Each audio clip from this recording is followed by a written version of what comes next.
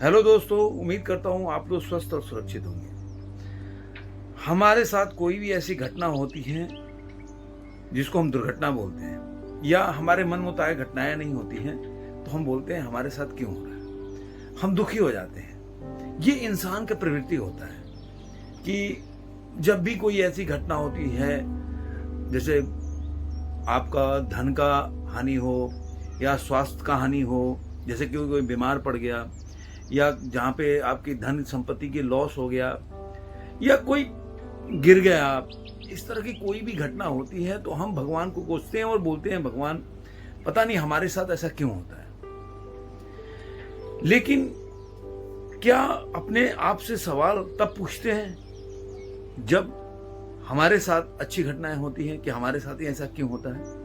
एक दिल को झकझोर देने वाली कहानी आपको सुनाता हूं, उससे आपको ये चीजों को समझने में आसानी होगी कि हम ऐसा सवाल पूछते हैं तो क्यों पूछते हैं और पूछना चाहिए कि नहीं। 1980s में ऑर्थर एश करके टेनिस के बहुत ही बड़े प्लेयर थे। उन्होंने अपने टाइम पे इन 4 में से 3 खिताब को अपने नाम किया था, और उनकी जिंदगी बहुत ही संघर्ष और बहुत ही मिडिल क्लास फैमिली से निकलकर या लोअर मिडिल क्लास फैमिली से निकलकर वो इस मुकाम पे पहुंचे। तो संघर्षपूर्ण जिंदगी थी उनकी, और अपने टाइम में इतनी बड़ी ख्याति प्राप्त करना, मतलब एक टाइम पे आप 4 में से 3 खिताब अपने नाम करते हैं, बहुत बड़ी बात है। मतलब लोग को सपना होता, उन्होंने उसको पूरा किया।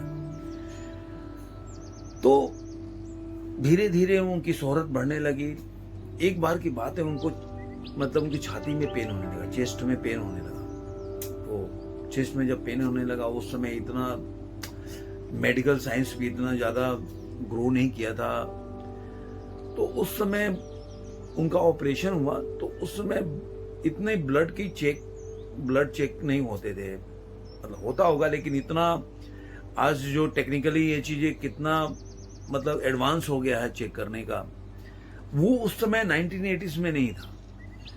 तो जब उनको उस समय ब्लड की जरूरत पड़ी हार्ट सर्जरी में, तो उनको जो ब्लड दिया गया वो HIV पॉजिटिव था। अब वो ब्लड की वजह से HIV पॉजिटिव हो गया। और आप लोग सारे लोग जानते हैं HIV ऐसा एक वायरस है जिसका कोई इलाज नहीं है, आज भी नहीं है। उस समय तो एक मतलब हवा डर था, मतलब एक फियर था लोगों के बीच में इसका बहुत बड़ा। लोग सैलून में जाते थे तो बाल कटिंग कराते थे, समय डेटॉल से उसको सैनिटाइज करते थे। उस समय हम लोग के टाइम में दाढ़ी वगैरह सेविंग कर रहे हैं, तो जब भी आप जाते थे सैलून में, ये प्रचलन तब से शुरू हुआ कि लोग बोलते थे अरे ब्लेड चेंज कर लो। तब से वो ब्लेड देखते हैं, ब्लेड फेंक देते हैं लोग, और जिसका गाँव में वो छुरे वाला होता है उसको भी वो सैनिटाइज करते हैं डेटॉल वगैरह से। तो उस समय ये जब HIV पॉजिटिव का जब एक फियर हुआ, तब उसके बाद लोगों ने प्रिकॉशन लेना शुरू किया। तो उनको HIV जब पॉजिटिव हो गया तो वो उसको कई सालों तक छुपाते रहे। लेकिन जो चीजें होती हैं वो आप छुपा नहीं सकते। मतलब एक तो आप पब्लिक लाइफ में हो और इतना बड़ा आपका नाम है, तो आप कितना भी चाहोगे आपसे जुड़े हुए चीजें, और इतनी बड़ी चीज आप छुपा नहीं सकते। एक दिन ये दुनिया को में सबको पता चला कि उनको HIV पॉजिटिव है। अब उनके जो प्रशंसक थे उनको लेटर लिखने लगे, उनको उनके लिए अच्छे कोर्स देने लगे, तो इस तरह के उनके बारे में मंच पे बोलने लगे। तो इस तरह करते करते लोग काफ़ी सिंपैथी होने लगा उनके साथ, क्योंकि उनके फॉलोअर बहुत थे, उनके प्रशंसक बहुत थे जो उनको प्यार करते थे। ऐसे में एक छोटा सा बच्चा ने उनको एक लेटर लिखा, जो ही उनके दिल को छू गया कि आप अगर मुझे बहुत आपको प्यार करता हूं, और आपकी बीमारी सुन के मुझे बहुत दुख हुआ, क्योंकि मैंने आप जो भी लॉन टेनिस है मैं आपको देख के सीखा, और चाहता हूं कि मैं भी एक दिन आपकी तरह प्लेयर बनूं।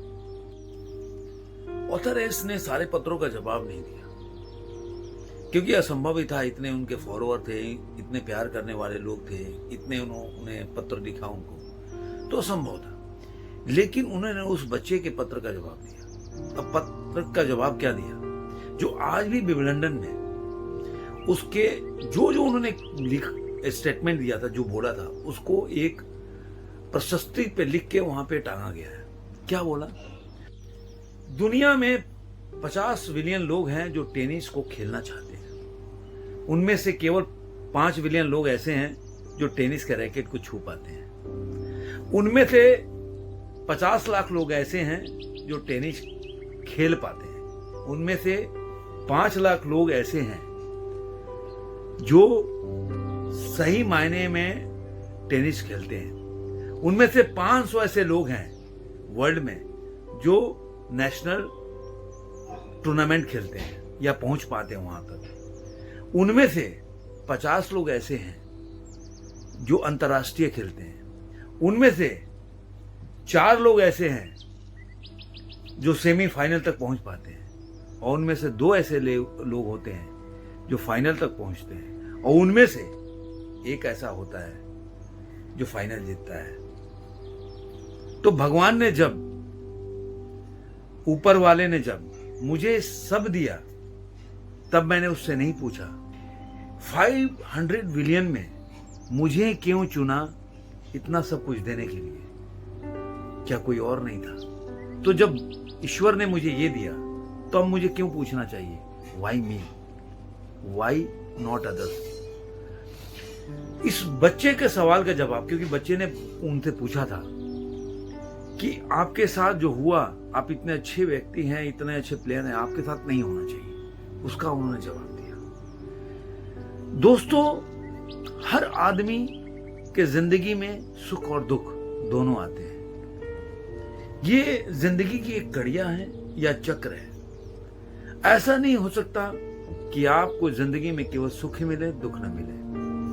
अगर फूल मिलेंगे तो उसके साथ कांटे हैं। आप भगवान को देखिए, ईश्वर से भर दो, लेकिन उनके जिंदगी में कितना कष्ट रहा है, उनको कितना स्ट्रगल करना पड़ा है, संघर्ष करना पड़ा है। उन्होंने अपने जिंदगी से, ईश्वर ने भी दिखाया है कि सुख और दुख आपके जीवन की एक पहलू है जो आती जाती रहती है। तो इससे घबराना नहीं चाहिए। दोनों को, जैसे कि आप खुशियों को स्वागत करते हैं, वैसे ही दुखों का भी स्वागत करिए और उसको समझने का प्रयास करिए कि ये भी एक दिन निकल जाएगा। जैसे खुशियां जल्दी चली जाती है आपके नजर में, जबकि दोनों बराबर जाती है, वैसे दुख भी एक दिन चला जाएगा।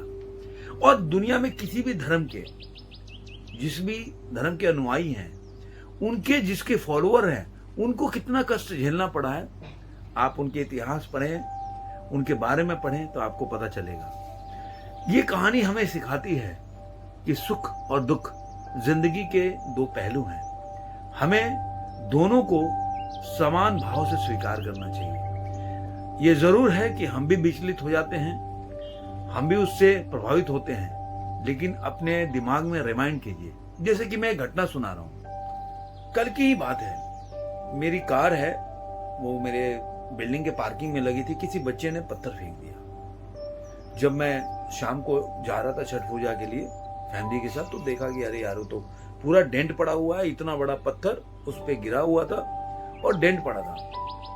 एक बार को मेरे दिमाग में भी आया कि अरे यार, क्या हो गया मेरे साथ। लेकिन फिर मेरे दिमाग में, मैंने अपने आप को समझाने का प्रयास किया कि हो सकता है कि जिस डेंट को देखने में मैं 10 मिनट या 1 घंटा उसको लगाया लोगों से बात करने में कि कंप्लेन करने में, अगर वो 1 घंटा पहले निकलता, अगर कोई घटना मेरे साथ घट सकती थी, तो हो सकता भगवान ने इसके लिए मुझे रोक दिया कि आप 1 घंटा बाद निकलो।